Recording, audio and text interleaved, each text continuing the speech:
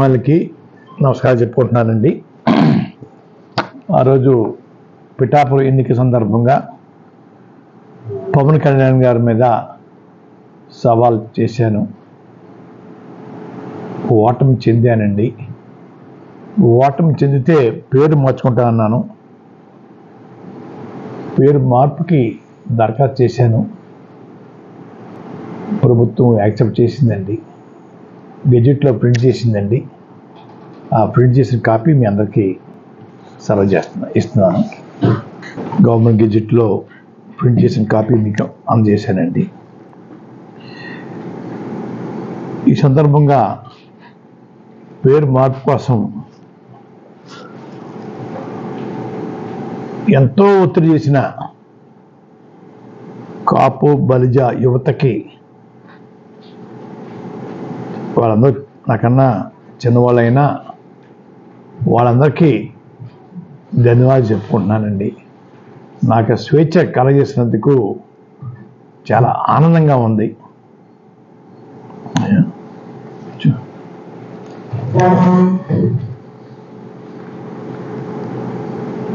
గతంలో జగన్ గారి పాలనలో నేను ఉద్యమం చేయటం లేదు అని పవన్ కళ్యాణ్ గారు తరచూ మాట్లాడుతూ ఉండేవారండి. నా ఇమేజ్ పెంచుకోవడం కోసం ఉద్యమం చేపట్టాడు తప్ప నేనే లాభం పొందాను అనే మాటలు ఎక్కువగా వచ్చేవండి.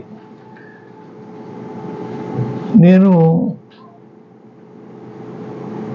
చేతకానివాడిని, అసమర్థుడిని, అమ్ముడు పోయాను కాబట్టి ఆ రోజు ఉద్యమాన్ని కొనసాగించలేకపోయిన పవన్ కళ్యాణ్ గారు,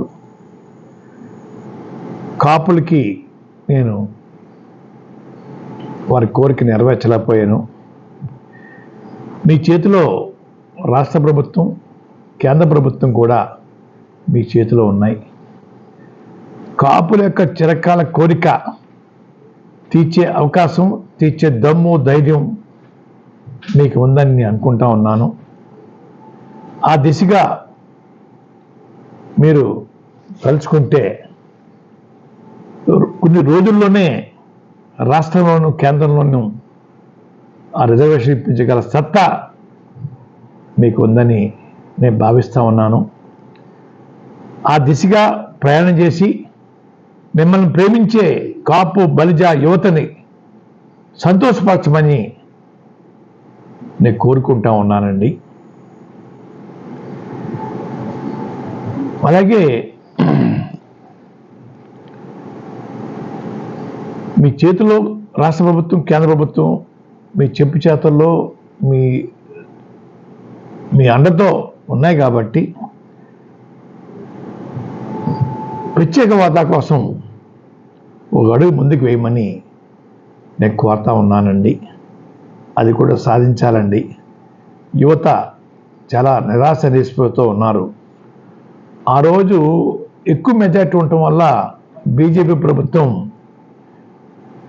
జగన్ గారి కోరికను మన్నించలేదు.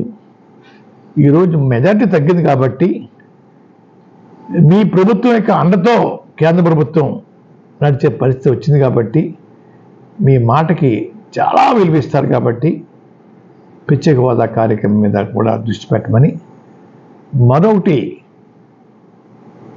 విశాఖ స్టీల్ ప్లాంట్ కోసం ఎందరో బలిదానాలు చేశారండి. ఎందరో, కొన్ని తెలిసి, కొన్ని తెలియక, కొంచెం బయటకు వచ్చినాయి, కొన్ని బయట రాని ఉన్నాయండి. అలాగే చాలామంది ఆ రోజు గౌరవ శాసనసభ్యులు ఆ స్టీల్ ప్లాంట్ సాధన కోసం పదవులు త్యాగం చేశారండి. అటువంటి స్టీల్ ప్లాంట్ని ఈరోజు ప్రైవేటు పరం చేయడానికి గతంలోనే తీర్మానం చేశారు కేంద్రంలో. ఈరోజు మీ చేతిలో కేంద్ర ప్రభుత్వం ఒక కీలుబొమ్మ, మీరేం చెప్తే చేయవలసిందే వారు. కాబట్టి అది ప్రైవేట్ పరం అవ్వకుండా ప్రభుత్వం ఆధీనంలో ఉండేలాగా ప్రయత్నం చేయమని నేను కోరుతా ఉన్నానండి.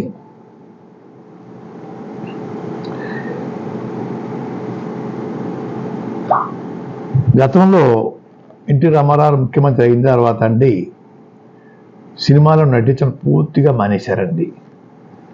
అది చట్టం ఒప్పుకోక అన్నది నాకు తెలియదు కానీ రూల్స్ పూర్తిగా మానేశారండి ఆయన. తర్వాత ఒక సినిమాలో నటించవలసి వస్తే కేంద్ర ప్రభుత్వ పర్మిషను, సుప్రీంకోర్టు పర్మిషను తీసుకుని ఒక సినిమాలో నటించారండి.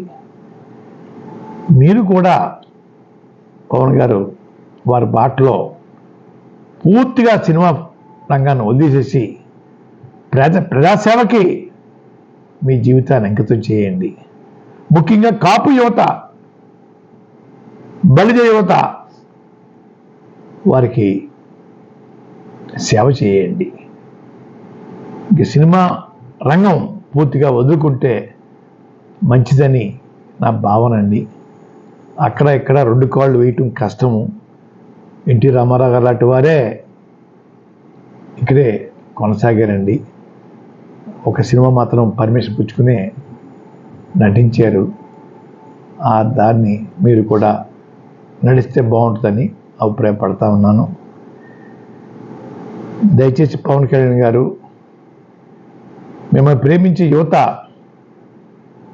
నిత్యం బూతులు పెడతా ఉన్నారు మెసేజ్ల ద్వారా.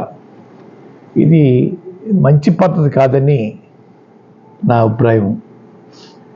మీ భాషలో పెట్టాలి అనుకుంటే పెట్టించండి, బాధపడను. దానికన్నా ఒకటి చేయండి. మన కుటుంబంలో 7 ఉన్నాం. నేను, నా భార్య, నా పెద్ద కొడుకు, చిన్న కొడుకు, కోడలు, మనవరాలు, మనవడు. ఒకేసారి పంపించిన మనుషుల్ని చెప్పించేయండి. మమ్మల్ని మేమే అడ్డుపడం, మీ అనాథనం, నాకంటే ఎవరు లేరు. అంతేగాని బూతులు మాట్లాడించడం ఆత్మని వినయపూర్వకంగా మిమ్మల్ని కోరుకుంటా ఉన్నాను. దయచేసి ప్రత్యేక హోదా, స్టీల్ ప్లాంట్ విషయంలోనూ, బీసీ రిజర్వేషన్లోనూ మీ అడుగులు స్పీడ్గా పడాలని రాష్ట్ర ప్రజలు మిమ్మల్ని కోరుకున్నారు కాబట్టి వారికి ఆశలు నిరాశ కాకుండా చేయమని చేయండి అని కోరుకున్నాను తప్ప ఎవరి ఒత్తిడితోటి ఇంత త్వరగా చేయలేదండి. నా ఒత్తిడి, నా రిక్వెస్ట్ తోటే నేను చేయించుకున్నాను తప్ప అయ్యా వేరే ఎవరు ఒత్తిడి ఇందులో లేదని తెలియజేస్తా ఉన్నానండి. గతంలో మా అబ్బాయి పేరు చెల్లారావు నుంచి గిరి మార్చుకున్నాడండి. అవి 3 నెలలు పట్టిందండి. చూశాను. అలా కాదు, త్వరగా చేసి పెట్టమని అయ్యా రిక్వెస్ట్ చేస్తే అధికారులు స్పందించి చేసి పెట్టారండి. ఇందులో చేయించడానికి ఎవరు ఒత్తిడి లేదు సార్. నా అంతా నేను చేయించుకున్నాను సార్. అయ్యా పంపాలి సార్. ఇది గెజెట్ నోటిఫికేషన్ అవ్వాలి సార్. గవర్నమెంట్ ప్రింటింగ్ ప్రెస్లో అవ్వాలి సార్. ఇది మన జిల్లా కాదు సార్. ఇది ఎంఆర్ఓ గారి సర్టిఫికేటు, ఎస్ఐ గారి సర్టిఫికేట్ తీసుకుని నేను సబ్మిట్ చేశాను సార్ అమరావతి ప్రింటింగ్ ప్రెస్కి. అక్కడ చేస్తే 2 సార్లు కొరియర్ వేసారు సార్. మళ్ళీ 2 సార్లు కాగితా కిందకు వచ్చేది సార్. మనిషి ఇచ్చి పంపించి, మనిషి ఇచ్చి తెప్పించుకొని, మళ్ళీ మనిషి ఇచ్చి మళ్ళీ సవరణ చేసుకుని మళ్ళీ నేను పంపించుకున్నాను సార్. అయ్యా ఎవరు ఒత్తిడి లేదు సార్.